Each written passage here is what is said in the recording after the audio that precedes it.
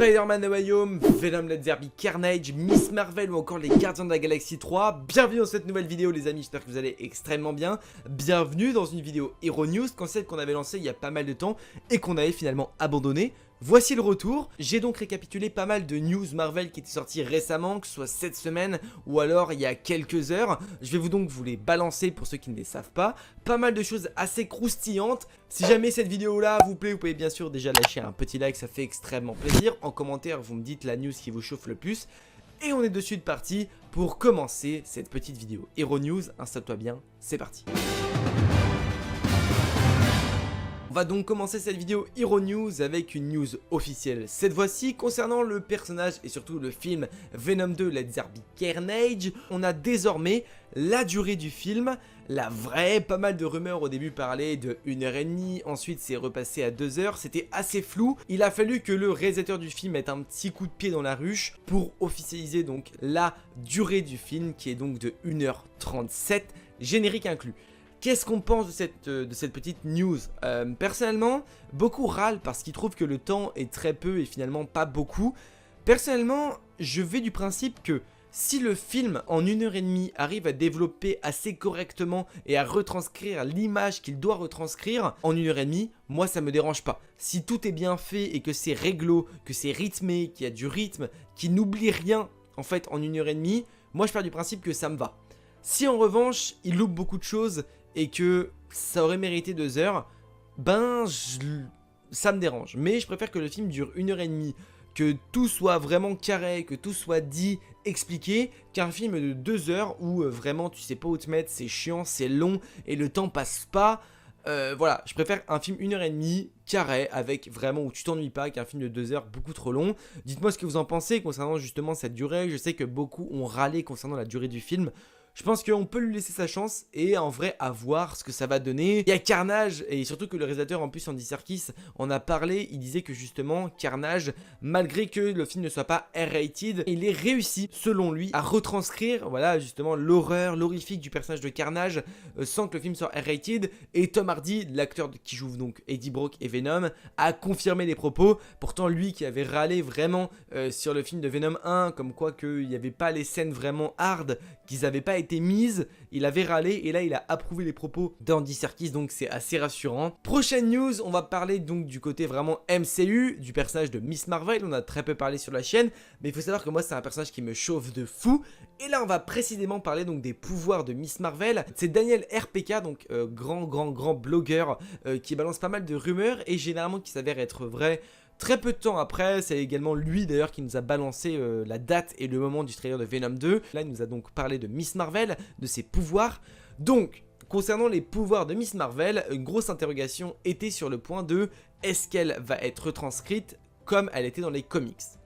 Beaucoup de fans avaient peur de ça et beaucoup de fans vont être déçus après cette news parce qu'en fait, Miss Marvel aura toujours ses pouvoirs d'élasticité, ce qu'elle avait dans les comics, mais que bah ça ressemblerait plus en fait à des pouvoirs légèrement cosmiques, style un petit peu Green Lantern. Le moment où Green Lantern par exemple peut mettre un punch, voilà c'est bien l'image qui retranscrit, avec un point un petit peu, avec de l'aura autour de lui, autour de son point, c'est pas finalement son point qui grandit, mais c'est une sorte d'aura qui fait qu'elle a un gros point autour, et bien c'est ce qui pourrait être retranscrit avec le personnage de Miss Marvel.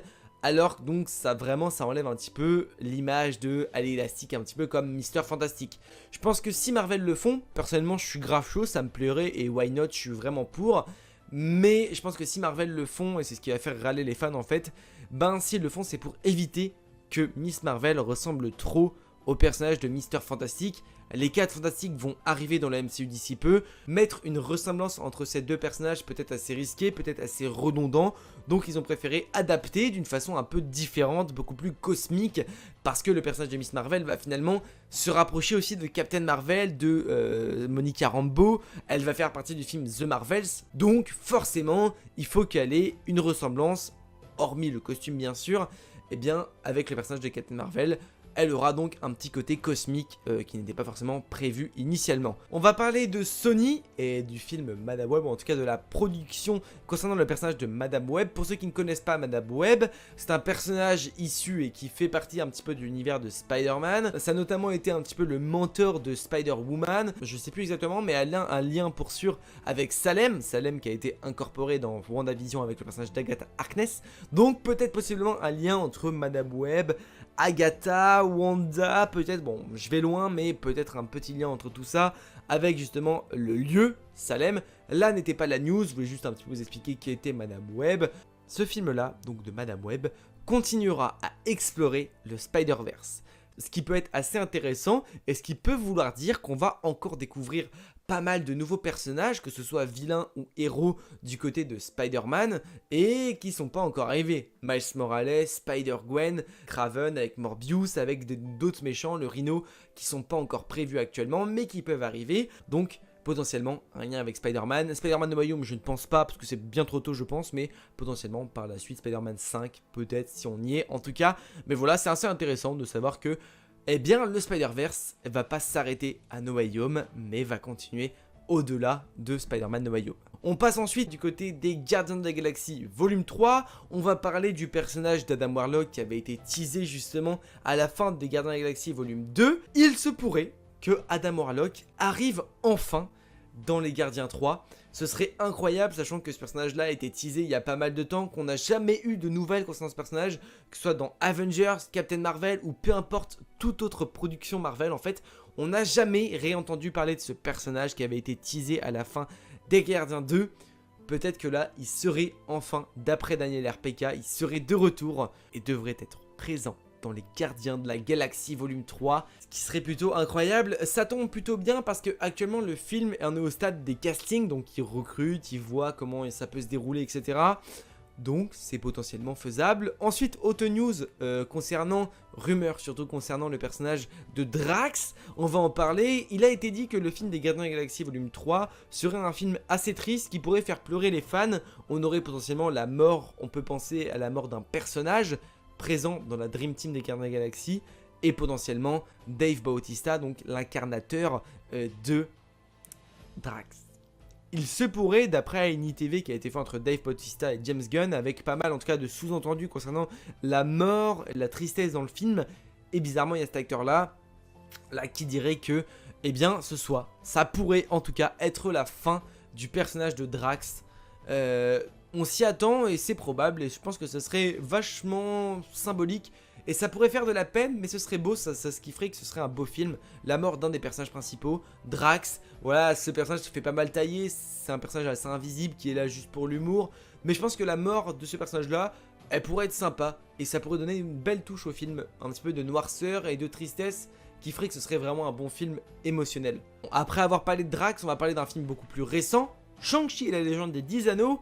On va parler de la recette du film qui est assez importante et qui fait finalement assez plaisir aussi pour la suite et qui redonne espoir pour la suite du cinéma, notamment de Marvel. Eh bien c'est que Shang-Chi devient actuellement le film le plus rentable au cours donc de la pandémie 2020-2021 à ce jour, avec 325,9 millions de dollars au box-office pour environ 175 millions de dollars de budget, donc il dépasse le film Black Widow qui était précédemment ce film là qui était le plus rentable au cours de la pandémie. Maintenant c'est Shang-Chi, ça fait plaisir, c'est un nouveau personnage, alors on n'est pas encore aux chiffres des Spider-Man Far From Home, des Iron Man 3, des Avengers Infinity War, Avengers Endgame, on en est loin bien sûr, mais ça redonne espoir par rapport au cinéma, par rapport à la pandémie, par rapport aux films Marvel qui vont arriver, au fait que justement les films pouvaient être sur Disney+, ça avait été le cas Black Widow aux US, donc voilà, ça peut redonner espoir au cinéma, et honnêtement ça fait plaisir qu'il soit le film le plus rentable. Il y a Dune qui va arriver, peut-être que Dune va un petit peu casser ça aussi. On en arrive au film de Spider-Man No Way Home, on a un petit peu parlé de Spider-Man tout à l'heure avec donc Madame Web. On arrive cette fois au film phare, au film que tout le monde attend, Spider-Man No Way Home. Il y a des rumeurs tout le temps, cette fois-ci on va pas parler donc de personnages, on va plus parler de trailers, parce que selon Daniel RPK toujours, le second trailer de Spider-Man No Way Home devrait arriver pour novembre, soit dans un peu plus d'un mois. Ce qui est tout à fait logique en vrai, on a eu le premier trailer en août, donc on devrait avoir le trailer novembre, sachant que le film sort en décembre. Un trailer qui d'ailleurs devrait dévoiler peut-être un peu plus de choses, notamment les 3 Spider-Man. Une grosse rumeur dirait que les 3 Spider-Man pourraient être visibles dans ce trailer, ou en tout cas qu'il y ait un rapport avec ces 3 Spider-Man. Personnellement, j'espère pas. J'espère avoir plus un teasing, une voix, un son, quelque chose qui nous dit que oui, ils seront là, mais qu'on les voit pas vraiment, ou en tout cas pas les 3, peut-être la voix d'Andrew, la voix de Toby, un truc qui nous dit que voilà, ils sont là, mais on vous les montre pas. Moi personnellement, ça me chaufferait beaucoup plus que si on les voit. Ça niquerait un peu tout de les voir en fait. Maintenant j'espère pas. Il y aura 2 trailers. Le trailer final arrivera donc potentiellement en novembre, après Eternals. Ce serait une bonne façon de redonner la hype un mois avant la sortie du film. Pour moi, ça collerait de fou. Et voilà, c'est donc la fin de cette vidéo news, récap de news. J'espère qu'elle vous aura extrêmement plu. J'ai essayé de récupérer les meilleures news possibles qui sont sorties il y a peu et de vous en faire un petit condensé pour vous faire un petit peu, voilà, la hype autour de certains personnages peut-être que vous avez oublié, Miss Marvel, Madame Web, Gardien de la Galaxie. Voilà, ça permet aussi de se projeter, donc ça fait extrêmement plaisir. Et puis comme ça, vous êtes au courant de toute l'actu qui est sortie récemment. Les amis, si la vidéo vous a plu, vous pouvez bien sûr mettre un petit like à la vidéo, ça fait extrêmement plaisir. En commentaire, vous pouvez également réagir un petit peu à toutes les news que je vous ai données, me donner la news que vous avez kiffé, qui vous hype, etc. N'hésitez vraiment pas à me le dire. Si vous n'êtes pas encore abonné à la chaîne YouTube, c'est le moment, abonne-toi, active la cloche, ça fait extrêmement plaisir aussi. Tout ce qui est positif fait plaisir, donc abonne-toi. C'est qu'un clic pour toi, mais c'est un grand bonheur pour moi. N'oubliez pas les amis, de grands pouvoirs impliquent de grandes responsabilités. Je vous fais des bisous, ciao.